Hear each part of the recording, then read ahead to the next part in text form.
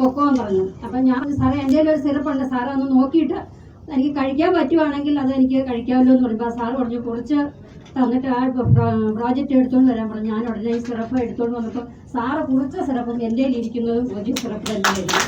അപ്പോൾ വൈകാതെ കഴിച്ചോ കുഴപ്പമൊന്നുമില്ല പൊക്കോളാൻ പറഞ്ഞു. ഞാനത് ഒരെണ്ണം കഴിച്ചപ്പോൾ തന്നെ എനിക്കത് വേദനയ്ക്കൊക്കെ ഒത്തിരി മാറ്റം വന്നു. രണ്ടാമത്തെ പ്രോജക്റ്റ് കഴിച്ചപ്പോൾ ബയോപ്സി ചെയ്ത് അവിടെ ഒരു ചെറിയ മുറിവുണ്ടായിരുന്നു. ആ മുറിവ് അതിൻ്റെ അകത്തൂടെ എന്തോ അഴുക്കുകൾ സ്ഥലം വെളിയിലോട്ട് വരാൻ തുടങ്ങി. ഞാനത് പഴുത്തല്ലാതെ ഞെക്കിയെല്ലാം കളഞ്ഞു.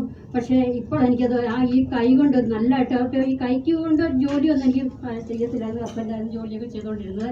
ഇപ്പം ഞാൻ 3 മാസമായിട്ട് വീട്ടിലെ ജോലികളെല്ലാം എനിക്ക് ചെയ്യാൻ പറ്റുന്നുണ്ട്. അതുകൂടാതെ ഞാനിപ്പോൾ ഈ 3 മാസമായപ്പോൾ ഒരു 3 പേരെ എൻ്റെ കൂട്ടത്തിൽ ചേർത്തു.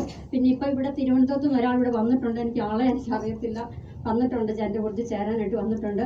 പിന്നെ ഇപ്പം അത് കഴിയുമ്പോൾ ഒരു 15 പേർക്കുള്ള ഈ പ്രോജക്റ്റ് ഞാൻ അവിടെ കൊടുത്തു. അവർക്കെല്ലാം നല്ല റിസൾട്ട് വിളിച്ചു കൊടുത്ത് രണ്ടാമത് നല്ല കൊടുക്കാനായിട്ട് എല്ലാവരും വിളിച്ചുകൊണ്ടിരിക്കുകയാണ്.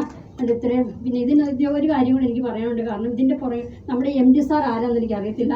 ആ MD സാറിനെ എന്ന് കണ്ടാലും ആ സാറിൻ്റെ കാൽക്ക വീണ ഒരു നന്ദി വാക്ക് പറയാൻ, ഒരു വാക്കിൽ പറയാൻ പറ്റുന്നതല്ല.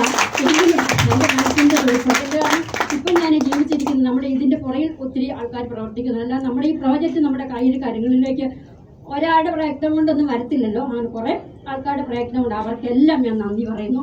പക്ഷേ ആ MD സാറിനെ എന്നെ നേരിട്ട് എനിക്കൊന്ന് കാണാൻ സാധിച്ചാൽ ആ സാറിൻ്റെ കാലിൽ വീണ് ഞാൻ ഒരു നന്ദി വാക്കി പറയാൻ ഒതുക്കാൻ പറ്റുന്നതല്ല. എങ്കിലും എനിക്ക് ആ സാറിനെ നേരിട്ടൊന്ന് കാണണമെന്നുണ്ട് പറഞ്ഞുകൊണ്ട്